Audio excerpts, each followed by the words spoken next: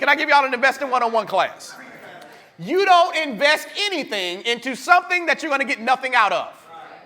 The whole point of investing is for me to take something that I have, something that I hold dear, I'm going to give it to you, I'm going to give it to this organization, I'm going to give it to this project, and when you're done, I'm going to get not just my money back, I'm going to get some additional funds as well. A good investor finds good ground, good soil to invest into, and they come back looking, expecting a return. See, I need you to understand that God himself has invested in you with the hope that you will provide a return on his investment.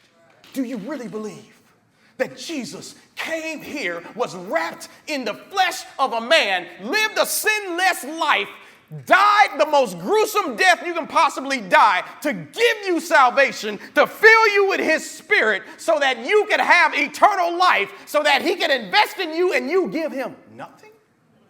God has called you to be investors of the gifts and the talents that he has given you. And some of us are sitting on our talent and not allowing it to be utilized to bring a return that God is going to be looking for when he comes back. God has blessed everybody in this room with a talent. Some of you, multiple talents. Some of you are the person with 5. Some of you are the person with 2. And if you are the person with 1, regardless of what you have, God says, I'm looking for a return on my investment. For those of you that are already volunteering, you can plug your ears for a minute. I'm going to fuss at everybody that's not.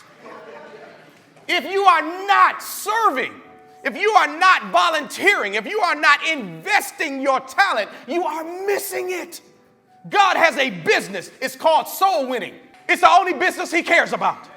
He's 100% devoted to it. He promises you, if you invest in me, I will provide you a great return.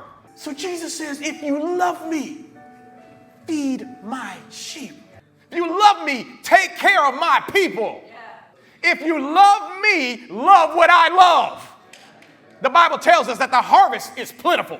There's plenty of need. There's plenty of people that need to know him. There's plenty of people that don't know who Jesus is. There's plenty of folks that are depressed, that are angry, that are down and out. And he says, I need some laborers to go into the fields and to bring them me. So what does he do? He gifts you with talents. And your talents put you in places where you can harvest people. Jesus did not call you to sit on the bench. He wants you to get in the game. You have something valuable to give. Let's give it to the master so that he can receive a return on his investment.